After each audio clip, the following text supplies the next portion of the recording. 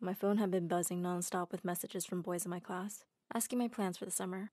I put it aside as I decided what I was going to wear to my university admissions interview. Anyway, I already had a pretty great boyfriend, Louis, and I had much more important things to focus on than these random boys. Hi, I'm Mia, and my life in high school was just perfect. I had all the boys in class buzzing around me, telling me how gorgeous I was. That's probably because of my Italian genes from Grandma. It turns out I inherited something else from her too, and my life became a nightmare overnight. The day of my interview, as I waited outside the dean's office, I felt excited and anxious. It was time. I saw two men coming out of the office and walking my direction. I looked at their faces, and suddenly I felt terror grip me. They had the faces of demons, and they were staring right at me. I panicked and got out of that office as fast as I could, scared out of my wits. I ran home to tell Mom. She came to my room, where I was hiding under the sheets, and I told her about the interview and what I'd seen. She sat down slowly on the bed, her face pale. She said, "This is impossible. They said it's one case in millions." Completely confused, I asked, "What are you talking about, Mom?" She told me that my problem was called prosopophobia, which means fear of new faces. The what phobia? Mom explained that Grandma suffered from the same condition. All I could think about was Louis, so I called him and told him about what had happened to me. He came over straight away, and I burst into tears when I saw him. "I can't believe this is happening! What am I going to do, Louis?" He held me close and said he would help me get over this. "Maybe it was just my nerves? I always feel relaxed at the park. I need to be around people so I can feel normal again." He promised that he would go with me every day. The first day was straight from hell. I could hardly bear it. But Louis stayed close to me the whole time. I was really shaken and refused to go anywhere for a couple of weeks. Louis came by to see me a few times, but he seemed distant. I couldn't help thinking that maybe he was getting tired of my condition. One day I texted him that I'd like to try going to the park again, and he came to pick me up. While we were sitting on a bench, a woman called out his name. Louis told me not to look around as there were many people there, and he said he'd be right back. I squinted my eyes so I couldn't see anyone too clearly, and turned around. There was Louis, sitting on a bench not too far away, with some leggy blonde in a red dress. When he finally came back, I asked him who she was. "Oh, just my elderly neighbor. She only wanted to say hello." The next day, I just decided to confront him. I asked Mom to drive me to his place. Just when we were a couple of houses away, Mom and I saw him exchanging a long kiss with that blonde girl from the park. And then they both got in his car and drove away. Mom was beyond furious. How dare he? When we got home, I packed my bags and told Dad to come pick me up.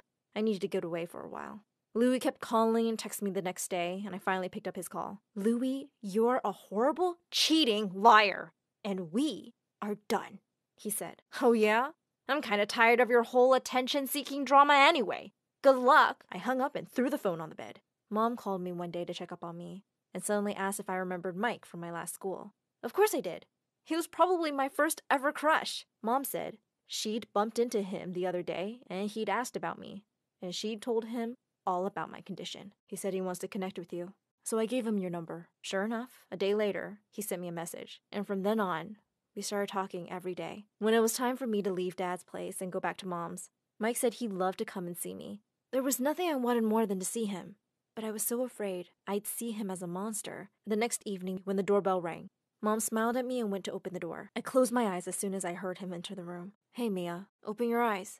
There's nothing to be afraid of." I did, and jumped back a little when I saw his face was covered with a mask and his eyes with sunglasses. He said, "I thought if you get to know me better, it'll be easier for you to see my face as it really is. Until then, I'll keep the mask and glasses on." We started dating, and I'd never been happier.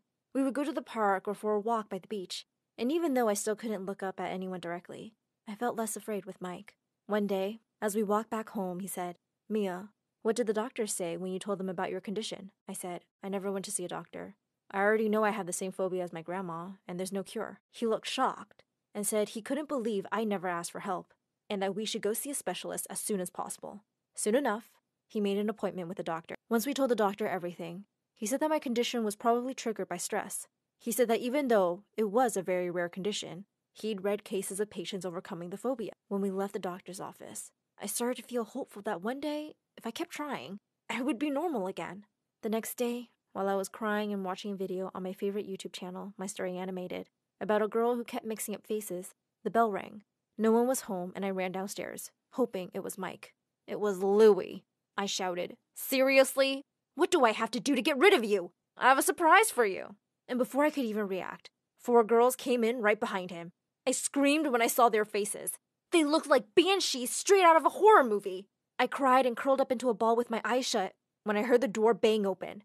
Mike shouted, "What do you think you're doing, you lunatic?" I couldn't help it.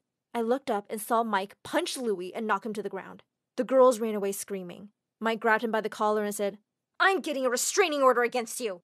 Don't ever let me catch you near Mia again." Louis scrambled away like a scared rabbit, while Mike came to me and hugged me. I held on to him, crying. "I only want to help you get better, as long as it takes," I said. "I don't know if I can overcome this.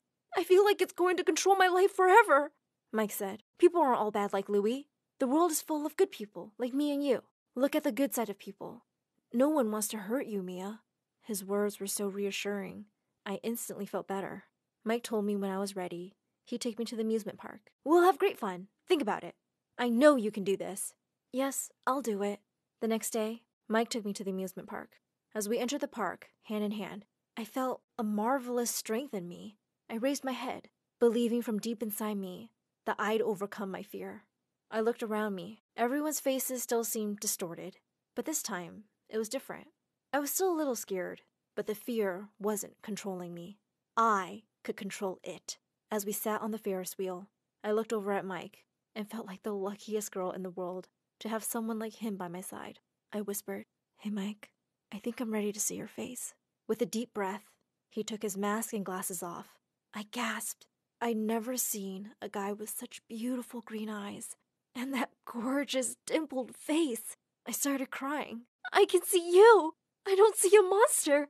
I see your face, Mike," he said. "I knew you would." He pulled me close, and we had the most magical kiss, high up in the sky.